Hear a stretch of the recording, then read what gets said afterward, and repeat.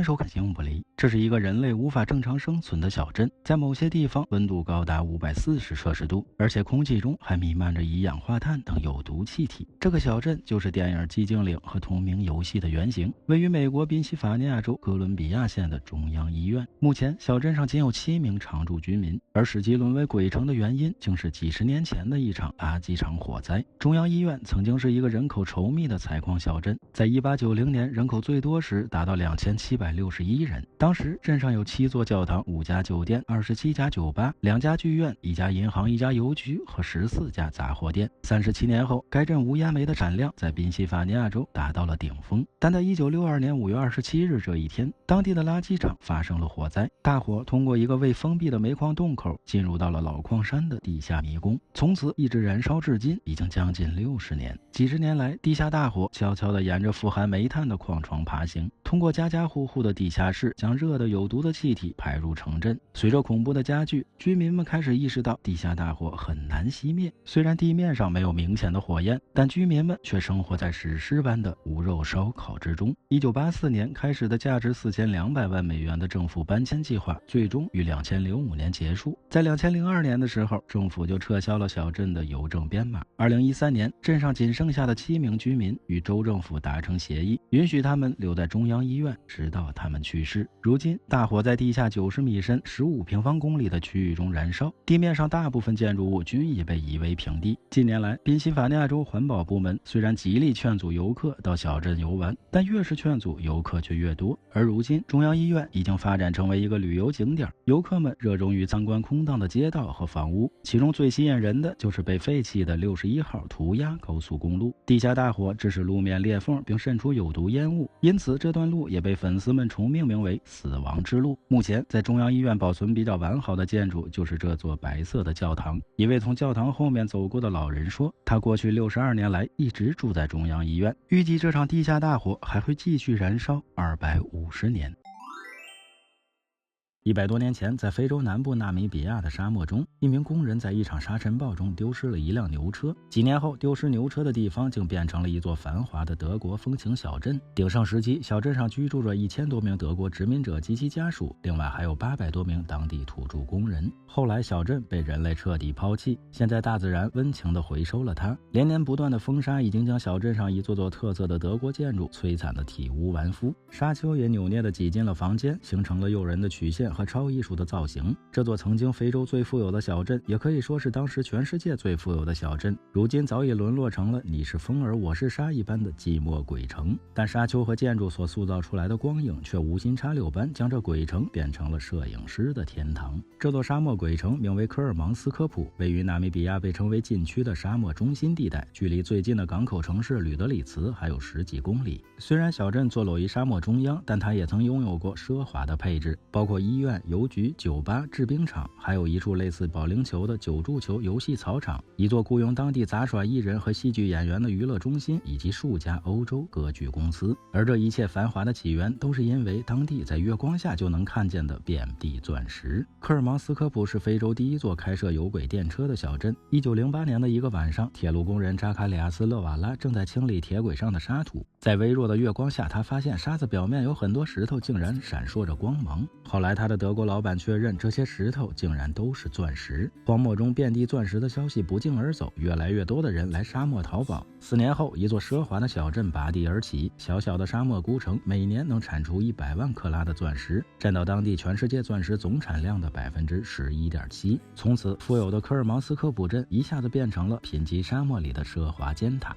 所有的饮用水都是由火车从外地运来。小镇医院也装备了非洲第一台 X 光机，其目的就是为了随时照一照钻石工人，看看他们是否在工作中吞下了钻石。小镇最初的探矿者只在沙漠上捡钻石就能一夜暴富，但德国政府不会轻易放过这些财富和暴发户，于是采取严厉措施，将小镇及其周围大片区域设为禁区，并将钻石探矿权授予一家总部位于柏林的公司，而当地的许多原住民都被赶走或被征为矿工。但任何自然资源都有枯竭的一天。终于，小镇75平方公里禁区内的钻石被淘光了。1956年，小镇被彻底抛弃，从此被大自然回收了。2002年，一家名为鬼镇之旅的当地私人公司被授予了独家经营鬼镇旅游业的权利。越来越多的游客和摄影师得以进入禁区，探索这片流沙覆盖的废墟。如今，每年约有3.5万名游客到访鬼城。如果你也想去的话，先办好许可证，建议在日出之前到达，也许这样会拍摄出更加美妙的照片。现在的科尔芒斯克普鬼城经常会出现在南非的电视剧和电影中。据官方透露，鬼城中的建筑终究干不过风沙，或许撑不了多久，鬼城就会消亡于沙漠之中。所以如果你想去的话，一定要抓紧哦。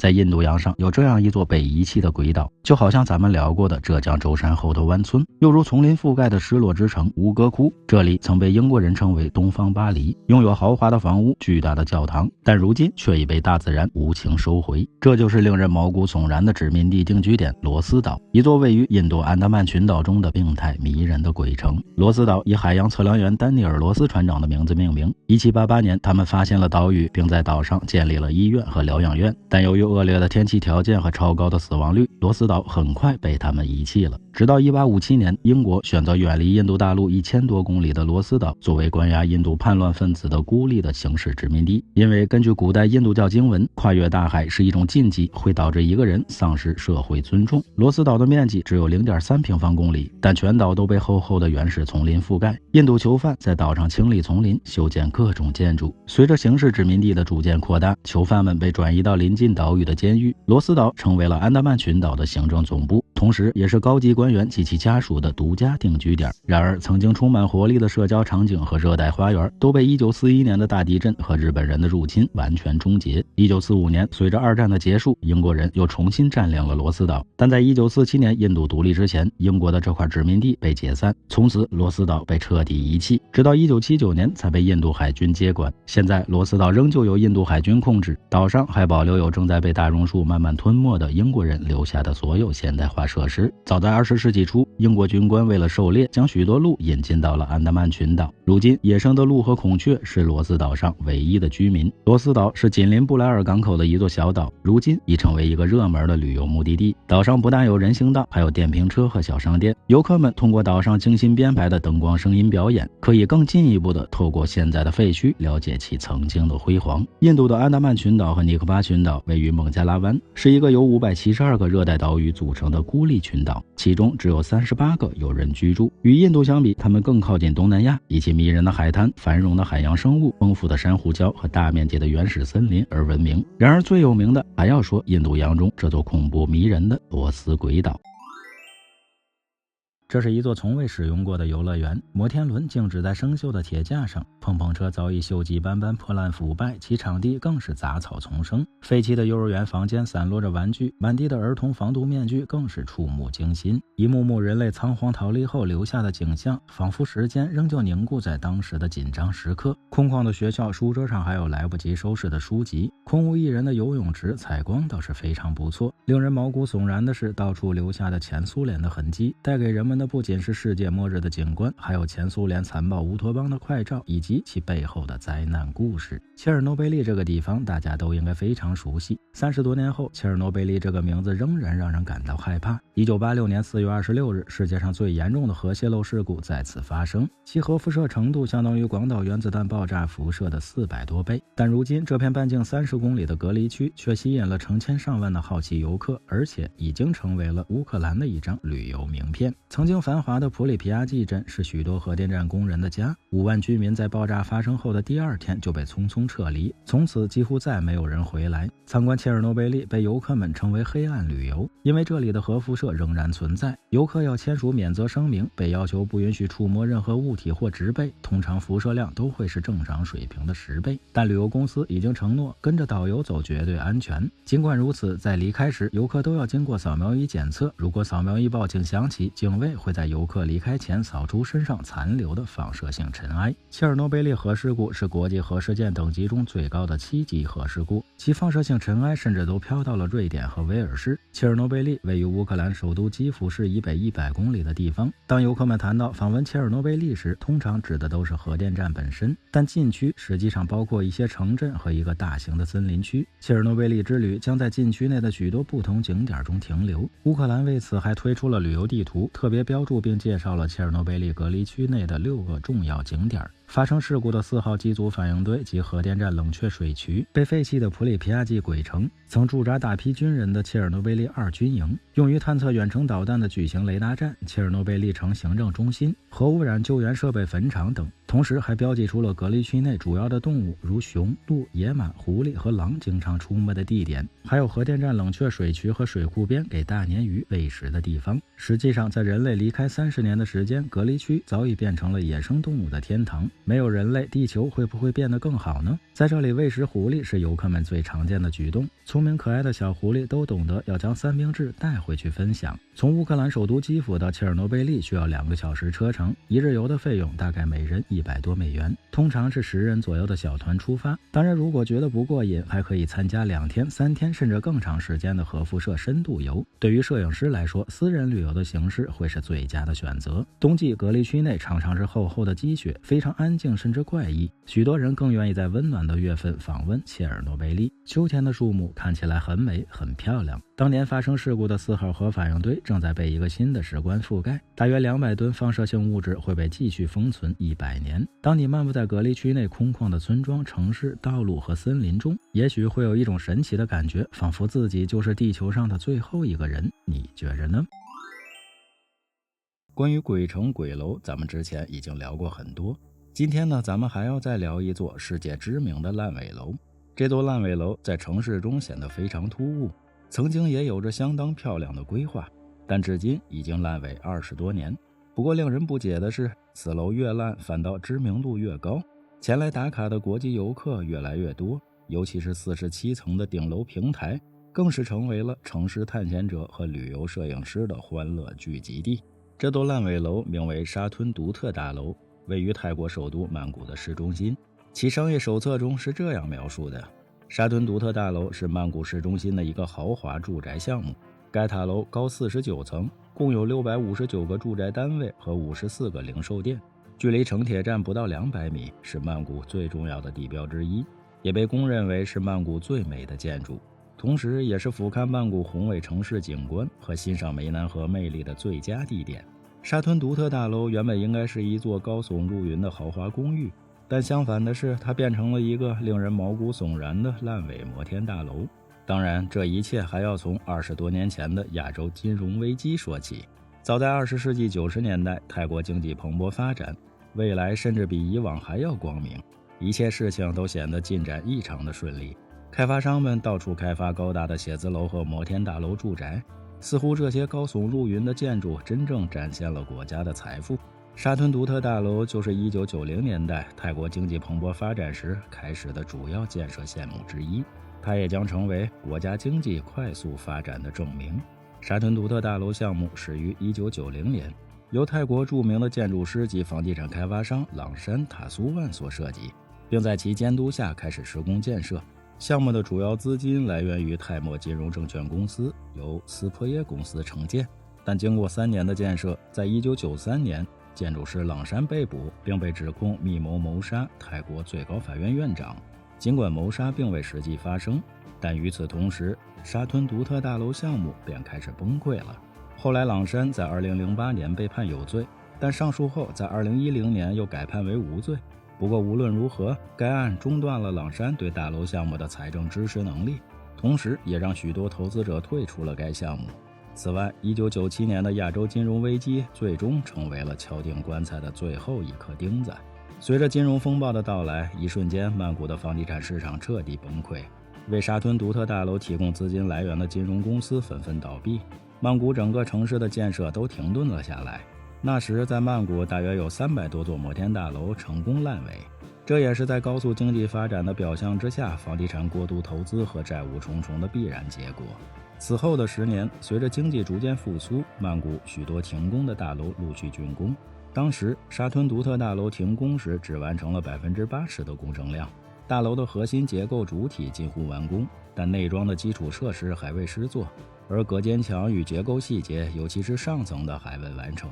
朗山设计的建筑风格被形容是欢腾的后现代主义，运用了新希腊元素，尤其是圆柱与阳台。随着烂尾的时间越来越长，这座泰国人尽皆知的烂尾楼看起来越来越像是原子弹爆炸后的幸存者，逐渐呈现出了一种怪异的后世界末日的外观。在一些错综复杂的阳台上生长的草木是唯一在这座楼里生活的具有生命的东西。当地人说，大楼里经常会闹鬼。就在2014年底，当地摄影师在进入大楼之后，发现一名瑞典男子吊死在43楼的阳台上。这也是鬼塔自烂尾后再一次成为了世界新闻的焦点。后来警方调查出结论，瑞典男子是自杀。不过当地人将这座大楼称为幽灵塔或鬼塔，似乎也有了现实的证据，塔楼里真的有了鬼魂。也正因鬼塔这一称号，沙吞独特大楼渐渐地激发了世界各地城市探险者和游客的兴趣，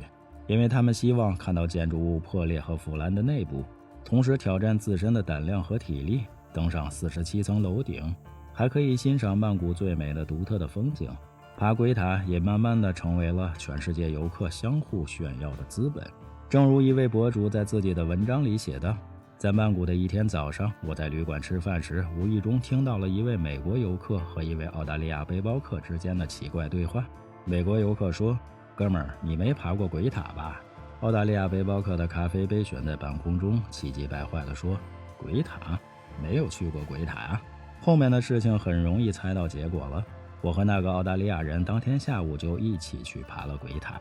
后来也有很多流传说，去了泰国，去了曼谷，如果没爬过鬼塔，就跟没去一样。看来爬鬼塔还真成了一种炫耀的资本。沙吞独特大楼作为鬼塔很容易找到，外观腐烂的鬼塔被商店和住宅塔楼所包围，四周都是售卖商品和小吃的摊位，但建筑物本身被严密的围栏包围住，围栏上有警示牌提示禁止入内，同时还警告闯入者将受到起诉。其实在2015年9月，沙吞独特公司董事佩西塔苏万透露，他已对在互联网上张贴大楼照片的5人提出了刑事控告，包含上传了在大楼上花式奔跑视频的一对外国人。他表示此举是为了制止人们攀登这幢大楼，因为它不安全。但是这并没有阻止人们的好奇心。由于网络上的消息的传播，刑事控告反倒成了一则探险广告。在过去几年内，不法进入这幢大楼的世界各地的游客数量大幅上升，在一些周末甚至有超过100人进入大楼。虽然有人看守，但进入鬼塔也并非难事儿。不过困难的是得先找到唯一的入口。表面上看，所有围栏和栅栏都很严实，但也并不是无人值守。过路费基本上都是默认的，只需要每人200泰铢，约合7美元就可以进入了。通常进入鬼塔都是至少要2人同行，手电、手机、相机是必备的装备。很多游客也会带点水、饮料和啤酒，以在登顶之后庆祝之用。走进鬼塔，粗大的、偶尔带有涂鸦的4方立柱支撑着最初的几层，2部废弃的电梯待在原地。据说进来后会有尿液的味道扑鼻而来。在最初的5到10层楼里，其实也没什么可看的，只有破烂的石头走廊和房间里零星散落着毫无魅力的涂鸦。楼梯是阴暗的，必须借助手电，没有扶手，需要格外的小心。一层一层的经过长远的走廊，此时千万不要想起曾经有人在这楼里上吊的事情，否则可能看哪儿都会觉得有东西在飘、在跑、在逃、在跳。伴随着脚步声在黑暗潮湿的走廊里回荡，其实一种毛骨悚然的感觉应该是会有的。因为在2016年夏天，泰国的摄制组曾来到鬼塔内拍摄了一部名为《无极》的恐怖电影。剧情围绕10几岁的女孩在亚洲金融危机期间，当他们的家人面临毁灭时前往鬼塔自杀。到底是爬鬼塔之前先看这部电影，还是看过这部电影之后再爬鬼塔，效果可能会有些差异。先知、后怕和你细品之间，可能对视觉或者听觉的影响会超出你的心理承受能力。尽管鬼塔的基础构架已经完工，但水泥外墙在20层以上就没了踪影，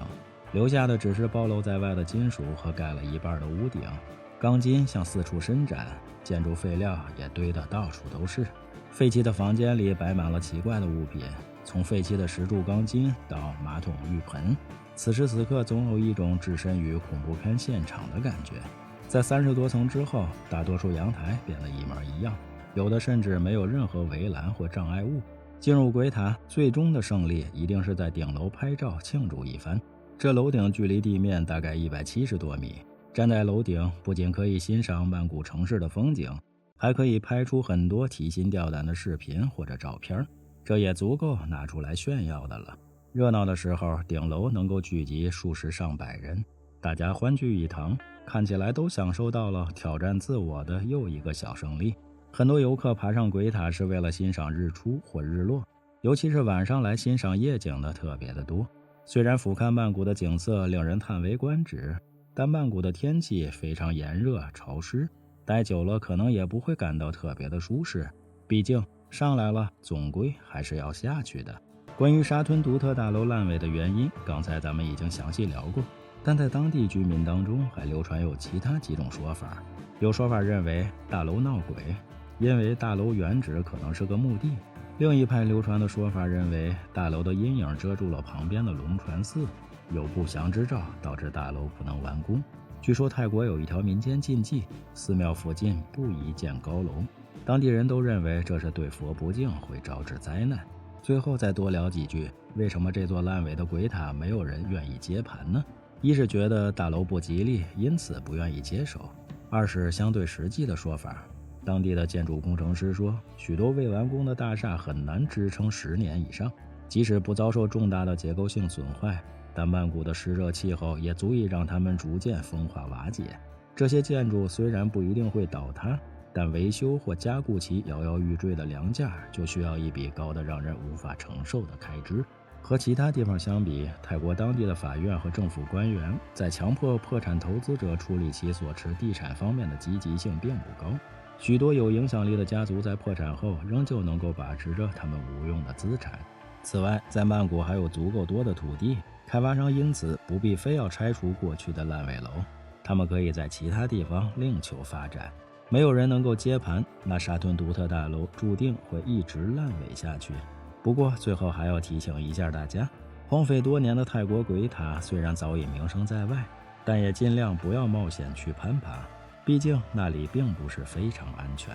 出门在外，安全最重要。如果去不了呢，也别觉得遗憾，手机上看看形影不离，这不也挺好的吗？你觉着呢？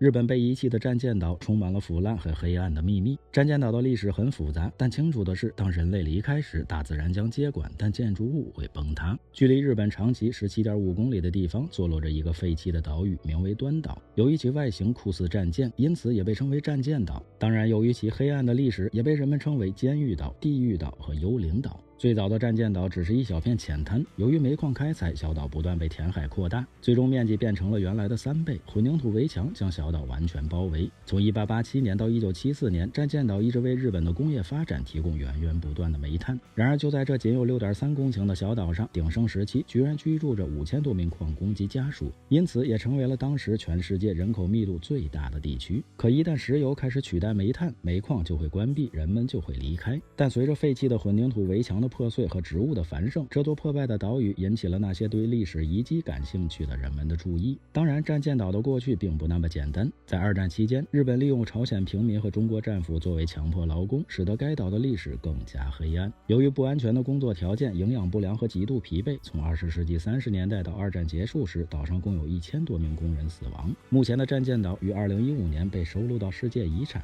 但该岛被收入世界遗产的理由仍然是一个争议。其实尚不清楚的是，该岛的焦点是否应该围绕其在日本快速工业革命中的作用，还是为了提醒那些不得不忍受非人待遇的强迫劳工。战舰岛上的海底煤炭最早于19世纪被发现。为了赶上西方殖民大国，日本从19世纪中期开始进入快速工业发展期。在被三菱公司于1890年收购之后，战舰岛成为日本首个海底煤矿开采基地。1916年，日本全国第一座大型钢筋混凝土建筑在岛上建成，紧接着其他矿工公寓、学校、医院、邮局、商店等基础设施也陆续完工，而且每座建筑之间都有地下通道连通。在1959年，战舰岛上达到了5259名居民的最高人口数。从20世纪60年代开始，随着石油成为煤炭的替代品，日本全国各地的煤矿纷纷关闭。1974年1月，三菱公司正式关闭了战舰岛煤矿。即使岛上已无人居住几十年，但三菱公司仍保有战舰岛的所有权。2009年，经过整修与维护的战舰岛作为一个诡异的历史遗迹旅游景点开始对游客开放。尽管旅游业蓬勃发展，以及作为007电影的拍摄地亮相，但小岛上绝大地区仍然禁止游客进入。不过来岛上野游的游客也从来没有间断过。关于战舰岛黑暗历史的争论则体现在曾经大批的奴隶劳工的悲惨经历，这同时也给战舰岛增添了一种完全不同的诡异。据当地记录显示，在1925年至1945年期间，岛上至少有123名朝鲜人和15名中国人死亡。虽然战舰岛最初加入世界遗产名录，其申请理由是日本明治时期的工业化壮举，但并没有提到朝鲜和中国的强迫劳工，所以韩国对此提出了强烈反对，并在美国纽约时代广场的大屏上翻滚着他们反对的理由。尽管后来韩国撤回了反对意见，但其电影《战舰岛》还是尖锐地表明了他们的立场，甚至票房都超过了盛极一时的《釜山行》。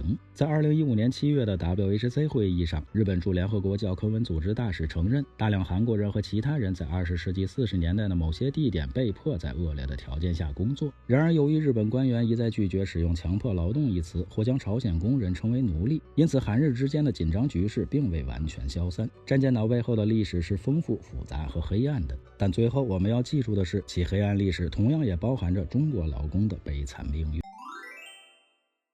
这是中国最美的童话般的绿野仙踪，犹如梦幻般的爱丽丝仙境。这就是位于浙江舟山圣寺圣山岛的后头湾村，被遗弃了20年，却美成了天堂。有一句古话，大自然母亲总会回收她曾给你的东西。1980年代，后头湾村属于圣山镇的富裕村，人们以打鱼为生，家家建起独栋别墅，幸福地生活在这面朝大海、安宁静谧的地方，景色优美，人杰地灵，与世隔绝，其繁华景象甚至被称为小台湾。但自1990年代起，渔业资源开始枯竭，而且整个行业也开始向工业化转变，村民们陆续离开，去寻找更好的城市生活。2002年，人去楼空的后头湾村正式撤销，被世界遗忘了20年。如今后头湾村虽然还有人留守，但看起来几乎完全被大自然回收了。很多被遗弃的房屋都被爬山虎缠绕吞食，它们肆意生长，覆盖了墙面、窗户和屋顶，形成了现实版绿野仙踪的绝美景观。每当云雾或下雨，整个村庄都会散发出一种令人毛骨悚然的气息，但这也是最吸引游客的原因之一。很难想象，在中国最繁华的地方还有这么一处世外桃源，这与中国无数现代大都市的摩登风貌形成了鲜明对比。20年来，没有人类打扰，重归自然的无人村就美得一塌糊涂。正所谓人迹罕至之处必有奇观，能够有机会邂逅这样一座村落，也是大自然对游客们辛苦跋涉的最甜蜜的馈赠。没有车水马龙的喧嚣，没有钢筋水泥的冰冷，满眼都是张扬着青春活力的绿色。圣斯列岛不乏海量的游客，但这个被遗弃的渔村却无人问津。也正因如此，才获得了大自然最为细心的照顾，成为中国唯一一个与长城齐名的被世界遗弃的绝美景点。这里的海水是蓝的，天也是蓝的，而村子却绿得让人心醉。曾经到来的都是些摄影师，可如今越来越多的游客开始把后头湾村当作心目目中必去的旅游目的地之一。如果你非要去这里游玩，一定要记得穿好长裤，防蛇防蝎，还要注意远离房屋，安全第一。怎么样，这现实版的绿野仙踪你想去吗？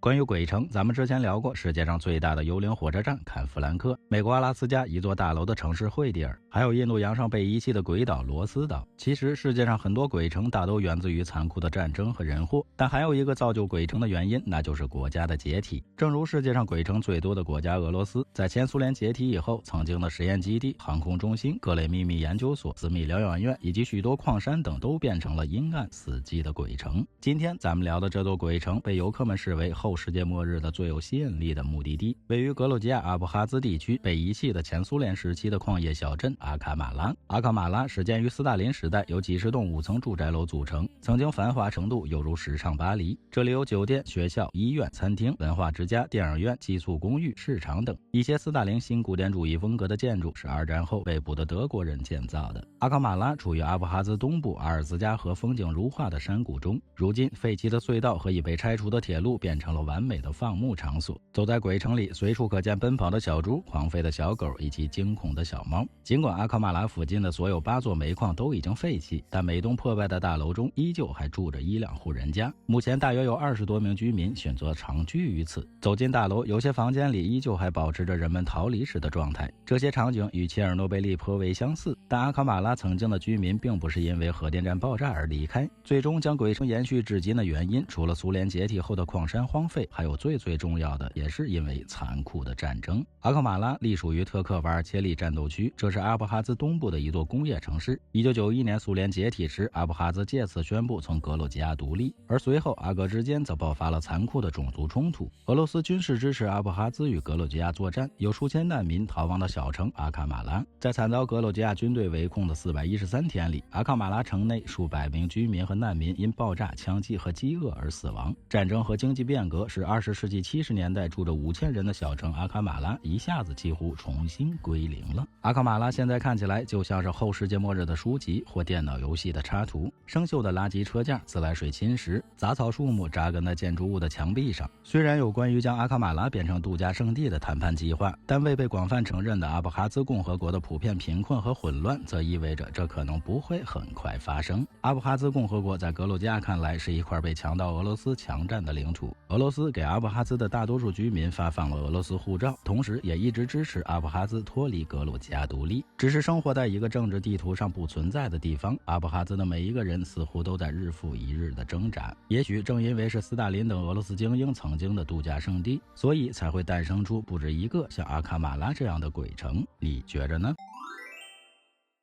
这是世界上最迷人的鬼城之一，其迷人之处，第一是世界最北的鬼城，位于北纬79度。第二，这鬼城曾是前苏联共产主义社区最先进的代表，是向全世界展示苏联共产主义优越性的模范先驱。但历史现实却是异常残酷的。从1998年起，这座拥有世界最北小学、最北文化宫、最北电影院、最北游泳池等等最北特征的辉煌社区，却永远失去了重要的组成元素——居民。不过，自从沦为鬼城之后，由于北极冻土及严寒气候的守候，荒废20多年，这里并没有面目全非，整座社区就好像被装进了冰箱，仍旧是前苏联阴暗粗暴的锤子和镰刀意识形态的完美范例。据专家估计，这一景象至少还可保鲜500年。这座鬼城名为皮拉米登，其本意是金字塔的意思，名字源于附近的金字塔山。世界最北的列宁雕像是皮拉米登鬼城的精神支柱。皮拉米登位于挪威与北极之间的斯瓦尔巴群岛，距离朗伊尔城以北50公里，最初于1910年由瑞典人建立。上期咱们聊过，斯瓦尔巴群岛是一片国际共有的土地，从20世纪初，煤矿开采是这里的主要商业活动。1920年的斯瓦尔巴条约将斯瓦尔巴群岛的主权赋予了挪威。俄罗斯因正在认真的搞内战而错过了签署条约的时机，但以列宁为首的苏联怎能放弃如此重要的北极战略要地？所以苏联很快就加入了斯瓦尔巴条约，一直与挪威并驾齐驱的在斯瓦尔巴群岛发展商业活动。1926年，挪威建立了朗伊尔城。1927年，苏联从瑞典人手中买来了皮拉米登，并于1936年获得了在皮拉米登的煤炭开采权。二战以后，苏联更是在皮拉米登投入大把资金，从此这座煤矿社区开始了蓬勃发展。但实际上，皮拉米登的煤矿从来就没有盈利，那苏联为什么还要在此地开采煤矿几十年呢？这一切还要从斯瓦尔巴群岛特殊的国际地位说起。因为42个缔约国的国民无需签证都可以自由出入，所以在当时的苏联看来，皮拉米登正是向全世界展现其共产主义社区的一种促销和特权。实际上，这里工人的生活品质比同时期苏联内陆的人民要高几百倍。在皮拉米登拥有共产主义标配的各类工人阶级的文化艺术娱乐设施，尤其是在北极地区的温水游泳池，甚至吸引来了朗伊尔城的孩子们。标准的体育馆现在看来依旧没有落伍的感觉。尤其要说的是列宁雕像周边的草坪，大都是从乌克兰运来的土壤铺设的。这样的草坪在北极地区极其罕见。面对物资严重匮乏，千里迢迢运来的土壤还应用在温室里种植各类瓜果蔬菜，同时社区中还有牛棚、鸡舍、猪圈和奶牛，从而100%实现了艰苦环境下的高品质自给自足。全社区最著名的大街以列宁10月革命60周年命名。来到这里工作的都是全苏联最好的工人和技术人员。有趣的是，这里的男性单身楼名为伦敦，而女性单身楼则被称为巴黎。有孩子的家庭公寓被称为疯狂的房子。据说在伦敦和巴黎之间还有一条苏联特色的秘密隧道连通。但话说回来，不挣钱的买卖只为面子，骆驼也得瘦死呀。皮拉米登本来煤储量就少，而采煤成本又高。随着前苏联的解体，俄罗斯方面对皮拉米登的财政支持越发紧张，再加上1996年141名矿工及家属的空难，最终俄罗斯于1998年将皮拉米登煤矿彻底关闭了。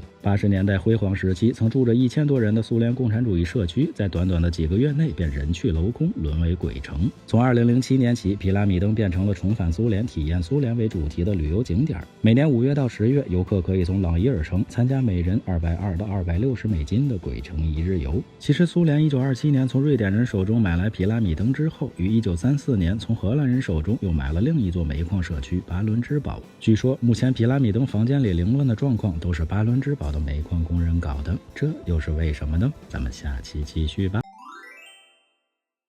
上期咱们聊了世界上最北的迷人矿业鬼城皮拉米登。从1998年废弃之后，大约一半的煤矿工人并没有回到俄罗斯，而是选择在斯瓦尔巴群岛上俄罗斯另一个矿业小镇继续工作。留在北极高地会为他们赢得更高的收入。这座仍在采矿的小镇名为巴伦支堡，距离朗伊尔城以西60公里，是斯瓦尔巴群岛上仅次于朗伊尔城的第2大城镇。镇上有450名矿工，大都是俄罗斯人和乌克兰人，所以巴伦支堡也被看成是挪威的小俄罗斯，而俄罗斯则将巴伦支堡视为其在北极的门户。镇上的俄罗斯领事馆就是最典型的象征。目前，俄罗斯矿业公司仍在小镇上经营着矿山，但近年来它也开始投资旅游业了。巴伦支堡与朗伊尔城和皮拉米登有着鲜明的差异，这里不但拥有原始的北极自然，更有俄罗斯文化和苏联时期的建筑。游客们可以参观矿山，享受传统的俄罗斯美食，通过世界上最北的啤酒厂去最有名的红熊酒吧，享受当地特有的伏特加。这座为纪念1996年朗伊尔城空难的木质俄罗斯东正教教堂，则向游客们表明了小镇的身份。当然，小镇上最吸引人的还是建于1974年的世界第2北的列宁雕像。这座雕像的意义，一是为了纪念当地第1座多层住宅楼的建成，二是向全世界宣告他们的目标是共产主义。更伟大的理想则被印在了后山上，那就是世界和平。巴伦支堡的煤矿开采区与小镇紧密相连，电厂烟囱的黑烟终日不断，你肯定会以为这是地球上最暗淡的地方，但走在小镇的街头，你会发现充满了街头艺术。其实这是为了在漫长而黑暗的冬季，让煤矿工人及其家属的生活更加光明、丰富多彩。当然，小镇上也同样拥有工人文化宫、俱乐部等休闲娱乐设施。巴伦支堡的名字来源于最早发现斯瓦尔巴群岛的荷兰探险家巴伦支。1912年，一家挪威公司留了一名警卫在这里驻守，以防止竞争对手入侵。当时的巴伦支堡还是没有人居住的土地。1916年，挪威人在这里首次尝试开采煤矿，但由于他们没有工业规模的采矿资金，于是他们于1920年把巴伦支堡卖给了一家荷兰公司。但荷兰公司也因为矿山经营的问题，最终在1932年巴伦支堡被苏联收入囊中。苏联在进行煤矿开采的同时，又对巴伦支堡进行了共产主义扩建。遗憾的是，在2战时期，德国军舰将这座煤矿小城彻底摧毁，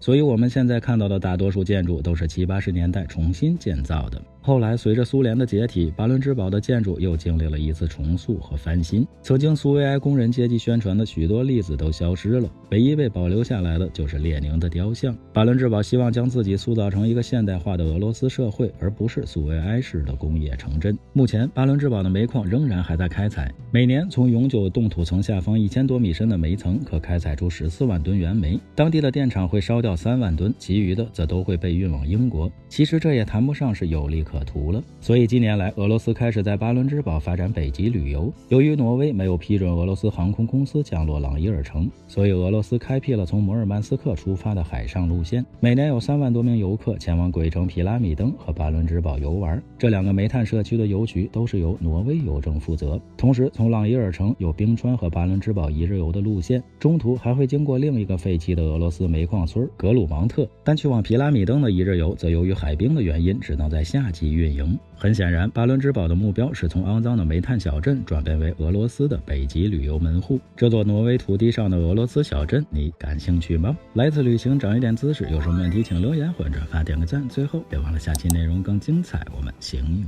不离。